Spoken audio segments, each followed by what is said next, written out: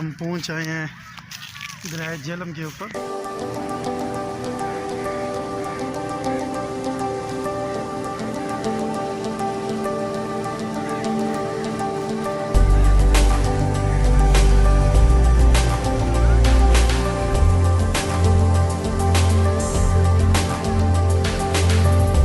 बस अभी हम पहुंच चुके हैं दरिया झेलम के किनारे पे।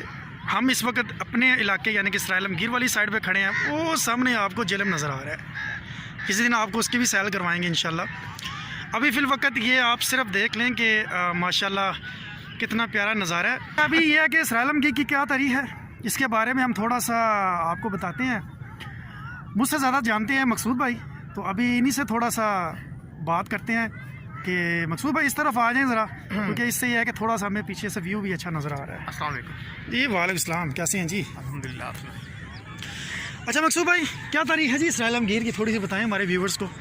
वसीम भाई, मुझे जहाँ तक पता है, जहाँ तक मैंने सुना है पढ़ा है कि ये जो बहुत एक तारीख़ी जगह है, ये हमारा शहर है, तारीख़ी शहर है सराय आलमगीर। और झेलम जो है ये यहाँ पर 2350 साल पहले जो है अलेक्जेंडर द ग्रेट, सिकंदर आज़म जो है वो यहाँ पर आए हैं। वो जो है मुख्तलिफ ममालिक से जो है वो मतलब अपनी फतवाहत जो है वो इलाके फ़तह करता करता जब वो अफ़गानिस्तान आया, ईरान, अफ़गानिस्तान, फिर जो है पेशावर आया वो, तो फिर वहाँ से उसने बहुत से इलाके फ़तह किए।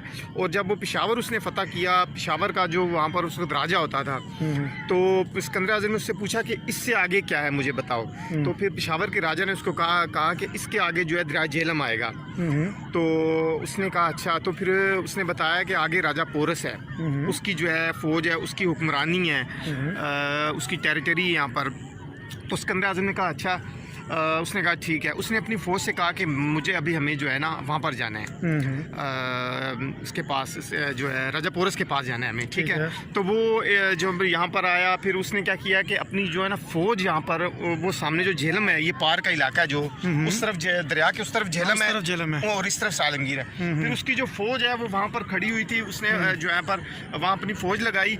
और उन दिनों ऐसा था कि उस दिन जब उसने अपनी फ़ौज लगाई तो दरिया में तुग़यानी थी, तो तूफान आया हुआ था, बारिश थी, तो हवा बहुत तेज़ चल रही थी।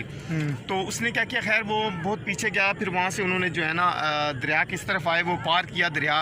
और फिर उन्होंने रात के वक्त जो है ना राजा पोरस की जो है फ़ौज थी उस पर हमला कर दिया। तो पहले उसने राजा पोरस को पैगाम भिजवाया था कि जो है ना तुम अपना जो है ना शिकस्त मान लो, तो अपना इलाका सब कुछ मेरे हवाले कर दो, वरना तुमसे जंग की जाएगी। तो राजा पोरस ने कहा कि नहीं, हम तुमसे जंग करेंगे। राजा पोरस भी एक बहुत दिलेर बंदा था और बहुत अच्छा इंसान था, वो उसकी रियाया जो इससे बड़ी खुश थी। तो फिर जो है लेकिन ये कि सिकंदर आज़म एक बहुत बड़ा जंगजू था और इसे जंग का बहुत जो है वो तजर्बा था। और इसका मकसद ये एम ये था कि मैं दुनिया फ़तह करूं। तो ये तो खैर बहुत से इलाके फ़तह करता आया था। और जब ये यहाँ पर आया तो इसने क्या किया, रात के वक्त जो है हमला कर दिया, राजा पोरस की फ़ौज पर हमला कर दिया। तो जिस जगह हम लोग खड़े हुए हैं ये इसने पार की थी। और यहाँ पर मतलब है राजा पोरस की फ़ौज के साथ इसकी बहुत शदीद जंग हुई है।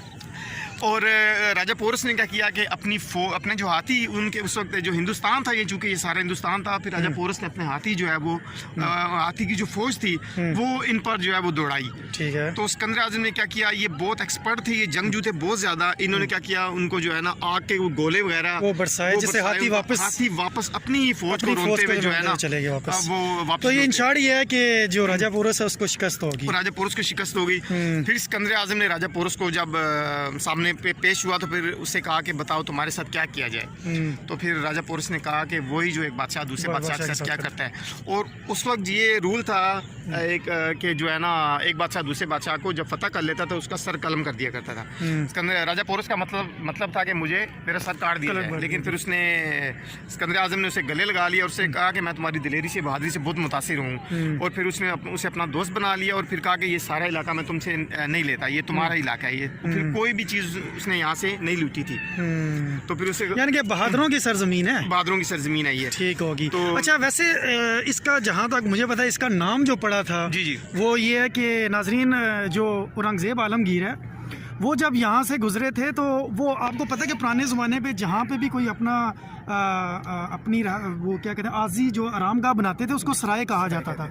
तो ये औरंगज़ेब आलमगीर है उनका, वो जब यहाँ से गुजरे तो यहाँ पे उन्होंने अपना एक छोटा सा सराय बनाया, रहने की जगह, यानी कि फॉर शॉर्ट टर्म, और वो सराय और बीच में आलमगीर उनका नाम, तो इसलिए इसका नाम जो है वो हमने क्या हमारे अबाउजदाद ने सराय आलमगीर रख दिया।